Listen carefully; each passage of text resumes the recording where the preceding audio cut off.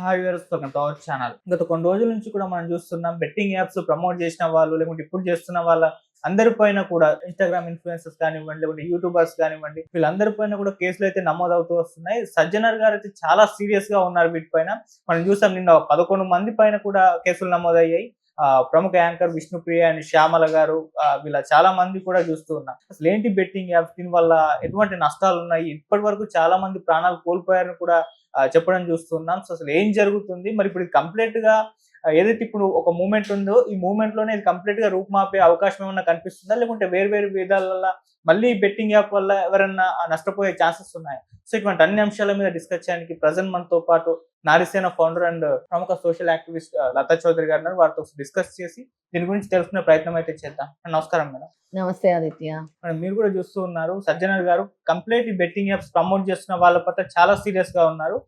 చాలా మంది మీద కేసులు నమోదయ్యాయి, కొంతమంది జైలుకి వెళ్ళారు. ఇప్పుడు విచారణకు కూడా చాలా మంది హాజరవుతూ వస్తున్నారు. చాలా మంది ఇన్‌స్టాగ్రామ్ ఇన్‌ఫ్లుయెన్సర్స్ అండ్ యూట్యూబర్స్ కూడా చూస్తాం. ఈ బెట్టింగ్ యాప్స్ అంటే ఏంటి, అసలు వీటి వల్ల ఏ విధంగా నష్టపోయే ఛాన్స్ ఉంది? మరి ప్రమోట్ చేస్తున్న వాళ్ళపైన కేసులు నమోదవ్వడం ఇప్పుడు ఆగిపోతుందా కంప్లీట్ ఇష్యూ వల్ల, లేకుంటే ఇంకా ఏ రకాలుగా జరిగే అవకాశం ఉందా మేడం? మీరేం చెప్తారు దీనికి సంబంధించి? సజ్జనార్ గారు చాలా మంచి స్టెప్ తీసుకున్నారు. చాలా పెద్ద మూవ్‌మెంట్ తీసుకొస్తున్నారు ఈ బెట్టింగ్ యాప్స్ మీద. ఎందుకు అనంటే, ఈ బెట్టింగ్ యాప్స్ ని నమ్ముకొని చాలా మంది ప్రాణాలు కోల్పోతున్నారు. ఫైనాన్షియల్ ఫ్రాడ్ అంటాం దీన్ని. ఎలాగంటే ఇది ఒక మాయలాగా, గ్యాంబ్లింగ్ ఇది. గ్యాంబ్లింగ్ లోకి ఒక్కసారి ఎంటర్ అయితే ఇట్స్ అన్ అడిక్షన్. అలా డబ్బులు పోతూనే ఉంటాయి కానీ రావు. ఈ బెట్టింగ్ యాప్స్ అనేవి అరికట్టాలి, దాన్ని స్టాప్ చేయాలి ఇమీడియట్ గా. ఎందుకు అంటే అమాయకులైన పిల్లలు ఇప్పుడు ఒక్కసారి వాళ్ళు దీన్ని స్టార్ట్ చేసి అది అడిక్షన్ కింద అయ్యి, మాకు తెలిసిన ఒక అబ్బాయి, అంటే మా ఇంటి చుట్టుపక్కల ఒక అబ్బాయి, చాలా మంచి ఫ్యామిలీ ఆదిత్య, చాలా మంచి ఫ్యామిలీ. వాళ్ళ మదర్ లేరు, యుఎస్కో ఎక్కడికో వెళ్ళారు. వాళ్ళ ఫాదర్ తినే ఉన్నారు, ఫైనాన్షియలీ గుడ్ పొజిషన్లో ఉన్నారు. ఇలాగే ఈ బెట్టింగ్ యాప్స్లో ఆడి ఎన్నో లక్షలు పోగొట్టుకున్నాడు ఆ అబ్బాయి. లాస్ట్కి ఇంట్లో ట్యాప్ వాటర్ ఇప్పేసి సూసైడ్ చేసుకొని చనిపోయాడు. ఎవరికీ తెలియదు, అంటే ఆ సౌండ్ రాకూడదు అని సూసైడ్ చేసుకొని, అంటే నీళ్ళు ఇప్పితే ఆ సౌండ్ వినబడదు కదా, సూసైడ్ చేసుకొని చనిపోయాడు ఆ అబ్బాయి. అంటే ఇలా ఎంతమంది ప్రాణాలు పోతున్నాయి, ఎన్ని, అంటే చాలా కేసెస్ బయటకు రావు. అంటే దేనివల్ల చనిపోయారు అనే విషయం తెలియదు, సూసైడ్ చేసుకున్నారు అంటారు, కానీ దానికి కారణం ఈ బెట్టింగ్ యాప్స్, ఈ గ్యాంబ్లింగ్ అని మాత్రం తెలియదు. దీన్ని చాలా సీరియస్ గా తీసుకోవాలి. సో కాల్డ్ ఇన్ఫ్లుయెన్సర్స్ అందరూ కూడా, యూట్యూబర్స్, ఇన్స్టాగ్రామ్ ఇన్ఫ్లుయెన్సర్స్, సెలబ్రిటీస్ ఎవరైతే ఉన్నారో, దయచేసి మీరు ఏదైనా ఒక యాడ్ చేసేటప్పుడు, కొలాబరేట్ అయ్యేటప్పుడు, ఇది ఏంటి, మనం చేస్తున్న పని మంచిదా కాదా, మనం చేయటం వల్ల ఇది ఎంతమందికి ఉపయోగపడుతుంది, దీనివల్ల ఎంతమంది నష్టపోతారు అని మీరు తెలుసుకొని చేయాలి. లేదు మాకు అందరితో సంబంధం లేదు, మాకు డబ్బే ఇంపార్టెంట్, మేము ఇలాగే చేస్తాము అని అంటే మాత్రము ఇది చాలా చాలా ఎంత బ్యాడ్ అంటే అంత బ్యాడ్. అంటే వాళ్ళ ఎవరైతే చనిపోతున్నారో, ఎవరైతే ఇందులో ఇరుక్కుపోయారో, కూరుకుపోయారో, చాలా మంది బయటకు చెప్పుకోలేకుండా కూరుకుపోయారో వాళ్ళందరి కర్మ కూడా వీళ్ళకే వస్తుంది. అంతటి బ్యాడ్ కర్మ అవుతుంది ఇది. ఎంత దారుణమైన పొజిషన్ లో ఉన్నారంటే, చాలా మంది కూడా చెప్పుకోలేకుండా ఉన్నారు బయట. మేము ఈ బెట్టింగ్ యాప్లో ఇరుక్కుపోయాము, మేము సో కాల్డ్ గేమింగ్లో ఇరుక్కుపోయాము, గ్యాంబ్లింగ్లో ఇరుక్కుపోయాము, మేము ఇంత నష్టపోయాము. నా దగ్గరకు వస్తున్న చాలా మంది కూడా అసలు మేము ఇందులో ఎలా పెట్టిపోయాయో తెలియదు డబ్బులు, ఆన్లైన్ ఫ్రాడ్స్ అని వింటుంటే ఇది మరో కొత్త ఫ్రాడ్ పుట్టుకొచ్చేసింది. అసలు చూసుకోవాలి కదా, సెలబ్రిటీస్ అయినా సరే, ఇన్ఫ్లుయెన్సర్స్ అయినా సరే, నువ్వు దేనికి చేస్తున్నావు, దేంతో కొలాబరేట్ అయ్యావు, అసలు అది ఏంటి నువ్వు కొలాబరేట్ అయింది అని చూసుకోవాలి కదా. అసలు మంచి పని చేశాడు నాన్వేషణ అన్న అతను, చేసి ఎంతో మందిని తను, అంటే ఎవరెవరు చేశారో వాళ్ళందరినీ కూడా పేరు పైన మెన్షన్ చేస్తూ సజ్జనార్ గారిని కూడా వీడియో కాల్లోకి తీసుకున్నాడు కదా.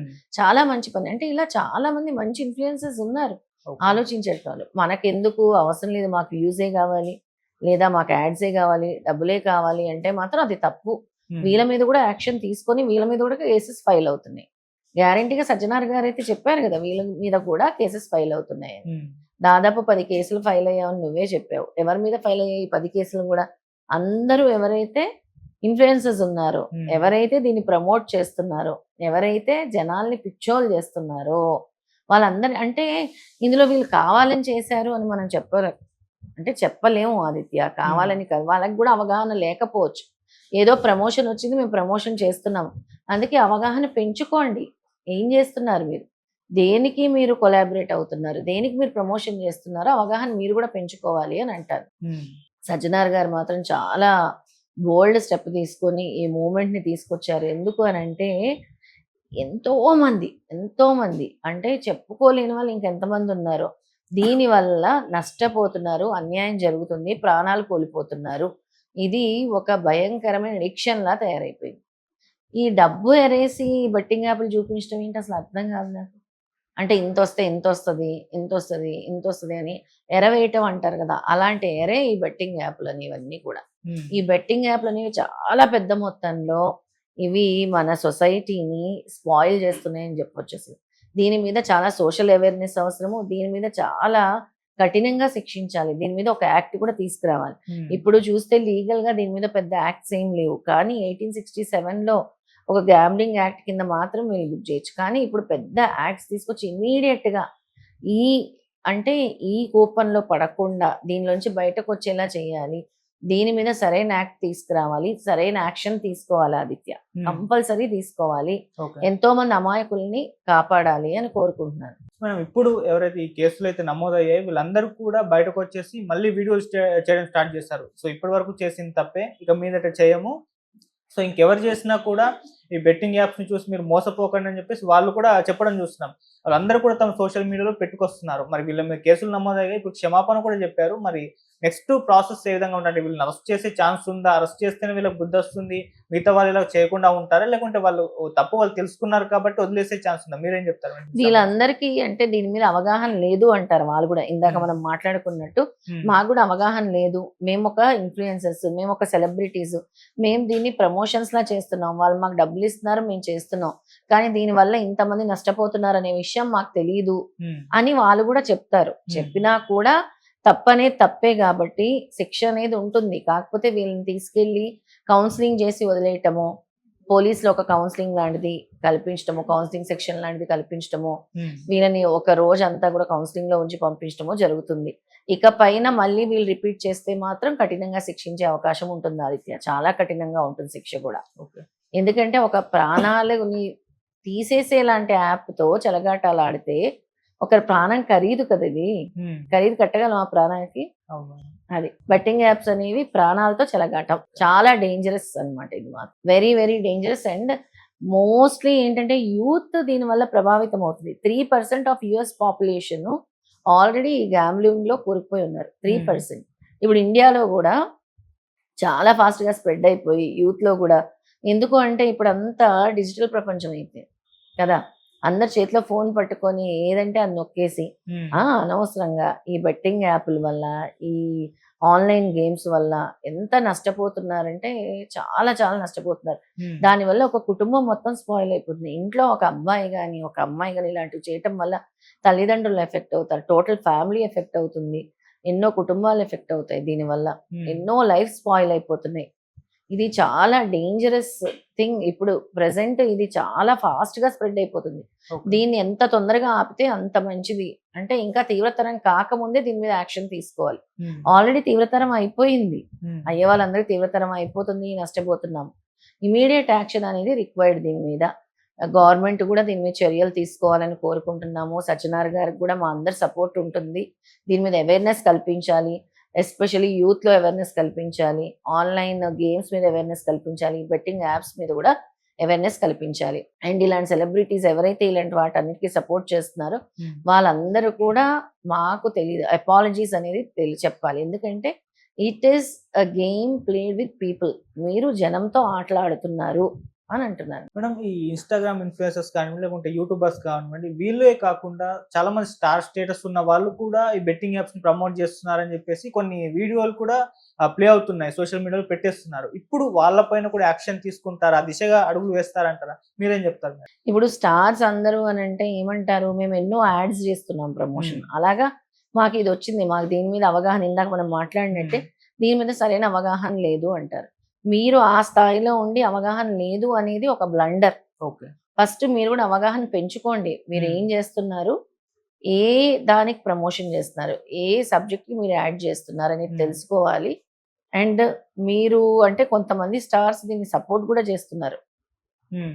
చాలా మందేమో లేదు తప్పైపోయింది అంటున్నారు. కొంతమందేమో గతంలో దీని మీద అవగాహన లేనప్పుడు మేము కూడా ఒక దానికి ప్రమోషన్ చేస్తున్నాం అనుకున్నారు. ఇప్పుడు అవగాహన వచ్చిన తర్వాత అయినా వీళ్ళందరూ దీని గురించి తెలుసుకొని మళ్ళీ ఇది రిపీట్ కాకుండా చూసుకోవాలి హ్మ్. ఆదిత్య. ఎందుకంటే this is an illegal thing. This is not a legal thing. This is an illegal gambling. Whatever they are doing is illegal gambling act కింద వస్తుంది. Okay. This is an completely illegal gambling act. Hmm. దీన్ని ఎవ్వరైనా కూడా promote చేయటానికి లేదు. హ్మ్.